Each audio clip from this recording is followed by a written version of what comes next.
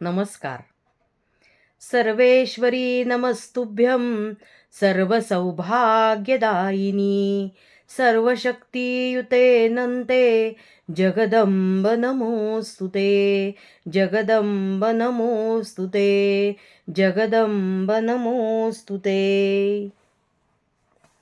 बाई शिकली म्हणून शहाणी झाली नाही, तर ती शहाणी होती आधीपासून आणि आजही आहे. उंबरठ्याच्या आत गुलाम असली तरी सलामाची मानकरी होती ती, आजही आहे. ओझी वाढली तिच्या पाठीवरची तरी वाकली नाही ती, आजही नाही. ती माऊली होती, सावली होती, आजही आहे. पण बाहुली कधीच नव्हती आणि आजही नाही. ती होती कणा नसून मीपणा, ती होती जिद्द सांभाळून हद्द, आजही आहे. ती नुसती अय्याबय्या नव्हे, छय्या पिया नव्हे, नुसती शय्या तर नव्हेच नव्हे. ती मनाचा हिया होती आणि आजही आहे.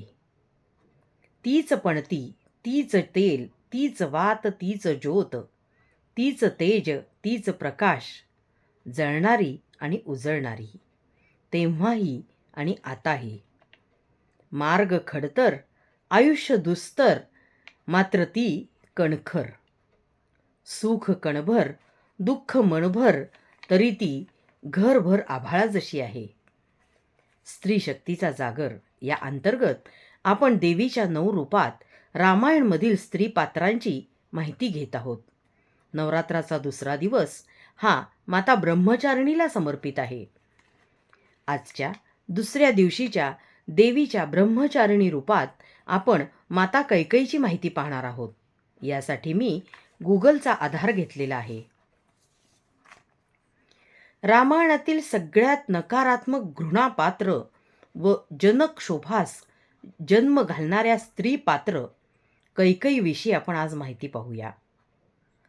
हजारो वर्षानंतर आज तागायत कुणीही, भारतातच काय पण जगातही कुठेच मुलीचे नाव कैकेयी किंवा मंथरा ठेवलेले ऐकिवात नाही. मला वाटतं इतका तिरस्कार किंवा घृणा झेलणारं व्यक्तित्व जगात हे एकमेव असेल.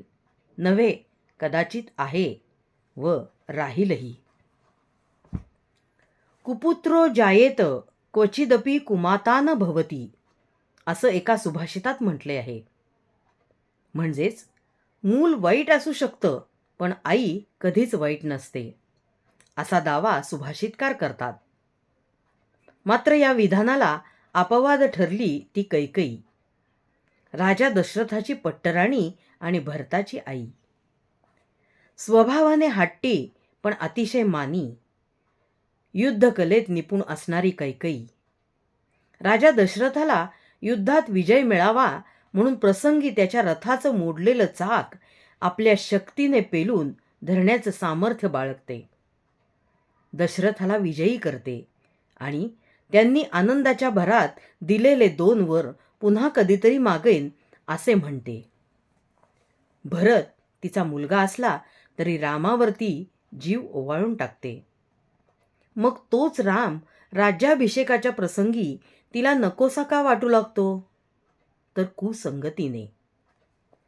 मंथरा नावाची तिची दासी तिचे कान भरते आणि कैकेयी रामावरचं आपलं अलोटप्रेम विसरून त्याला वनवासात पाठवण्याची आणि भरताला राजसिंहासन मिळण्याची मागणी करते. त्यामुळे ती सगळ्यांचा वाईटपणा उडवून घेते. एवढंच काय तर माता न तू वैरिणी हे बोल तिला भरताकडून ऐकावे लागतात. तेव्हाही ती अपमानाचे घोट पचवते. मात्र तिने हा वाईटपणा स्वीकारला तो रामकार्याचा हेतू पूर्ण व्हावा म्हणूनच.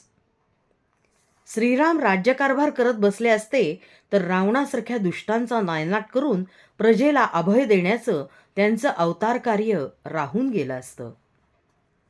का धाडीला राम तिने का वनी या संगीत नाटकात हा विषय अतिशय सुंदररित्या मांडला आहे.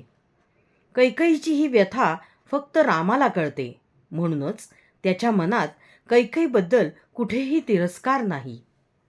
उलट वनवासातून परतल्यावर तो कौसल्य आधी कैकई मातेचे दर्शन घेतो आणि तेव्हा ती सुद्धा ममतेने रामाला जवळ घेते आणि त्याची क्षमा मागते.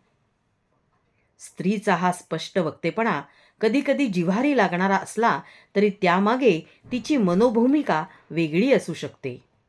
याचा वस्तुपाठ कैकईच्या व्यक्तिरेखेतून मिळतो.